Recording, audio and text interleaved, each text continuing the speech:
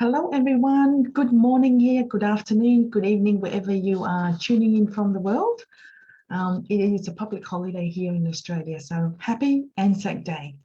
Thank you for joining me live. If you are watching this live, if you are catching this on the replay, just put #replay. Thank you for watching this short video. So today I'm sharing with you a mental faculty that you can tap into to help you become more of who you are. Now, we all have mental faculties in our conscious mind to control our thinking, to change our lives, that we can tap into. They are so powerful, and yet many people do not use them. Now, this is a very powerful faculty that I'm going to share with you that we have in our mind that we can tap into to help us become more of who we are. This can really change your world if you use it properly. So this mental faculty, it's called imagination. Yes, imagination. Imagination is the workshop of the mind. Now, according to Napoleon Hill in his book, Think and Grow Rich, it is the greatest nation in the world, he said, and you can go there for free. So in our conscious mind, we have mental tools that we can tap into to control our thinking, so we can accomplish anything that we want. And we have been gifted with these mental faculties to use, but unfortunately, only 2 to 3% of the population use them. We have so much power within us. Most people, they operate or they're programmed to operate through their senses.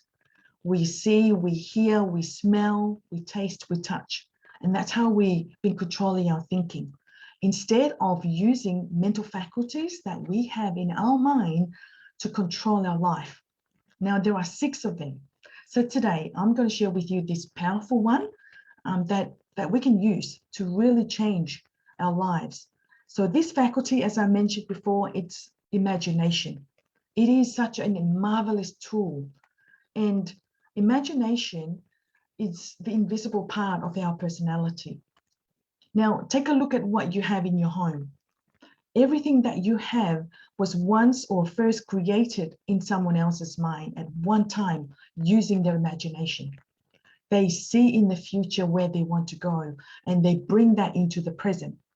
They act like that person that they want to become. Now, someone once said that the average person tiptoe through life hoping to safely arrive, hoping to make safely to death.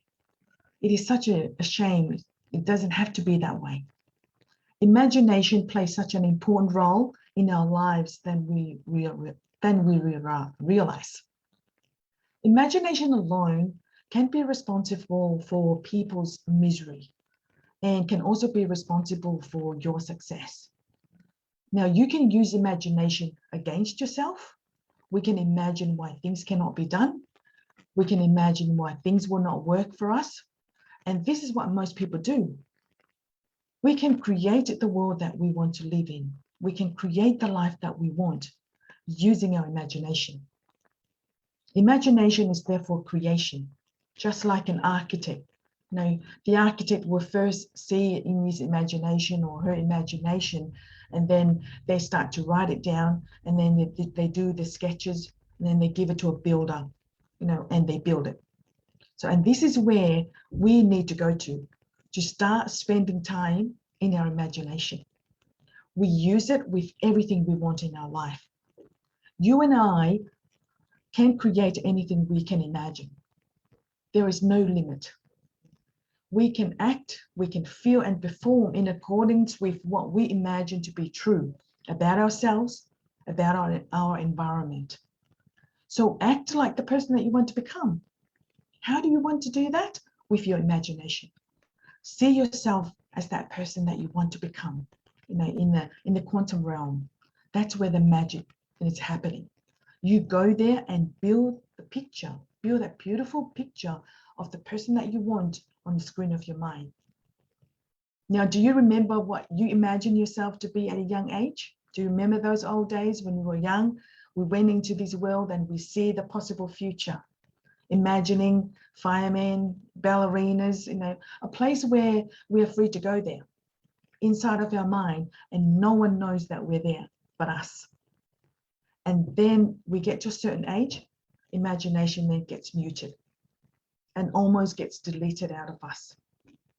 Every single one of us here is making images. It is making images. We are making images. When people are talking to us or when we read something, we are building images. What we imagine with our mind, that's what is going to show up in reality. So think about yourself. You have mental images of yourself, of the people around you, of your world, of your actions and behaviors. And they are according to the picture that you have, as if they are true. Most people imagine all the reasons why something cannot be done, why they can't do things. But why can't we imagine the opposite, right? Why not imagine yourself being successful? So mental practice helps make things perfect. It's an opportunity to practice. And this is what most athletes do. This is what they do. So why not make it big? Why not imagine something that you really want, or the person that you want to become? Imagine if you have an idea of the sort of person that you want to become, or the idea of prosperity. What physical vibrations that you want to feel? What would your body do? Because if you begin to understand this, you can control all of this by law. You can get anything you want. But you've got to be concentrated. You've got to be focused in your imagination. So you've got to get there, be still in the imagined world. And you've got to know what it is that you want, and you can go there anytime. That's where the magic happens. You go there and build a picture and bring it back here into the physical world. And now you can take a look and say, what would that look like? And you can play with this, but you just got to shut the noise down. Your mind or your nervous system cannot tell what's imagined and what's real. So either way, it will react automatically to the information that you give it to from your conscious mind. So you act and feel according to the image that you hold on the screen of your mind. So we need to use this mental faculty to picture ourselves acting, thinking, and feeling a certain way. Think about the person that you want to become. Maybe you want to become the best salesperson. Maybe you want to get that better paying job. Whatever that may be for you, whether you want to lose weight, whatever results that you're looking for, this is where you'll need to start with. Start visualizing and picturing yourself based on what it is that you want.